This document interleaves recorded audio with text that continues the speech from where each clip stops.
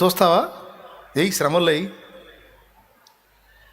ఏబుని వేస్తాను ఎయ్యిరా, ఎయ్యి. ఏం చేస్తావు? ఏబుని ఎయ్యి. ఏం చేయలేవు. మొక్కవోని దీక్ష, పట్టు వదలని విశ్వాసం నా ఏబుకుంది. ఎయ్యిరా, ఎయ్యి. అన్నీ పోయినాయి, కానీ ఏ వదిలిపెట్టి వెళ్ళిపోయాడా? పొర్రపాటును కూడా. చివరికి 2 వచ్చింది మొత్తం. 2 శ్రమల కొలిమిలోనికి వెళ్లకుండా మనల్ని ఆపడు.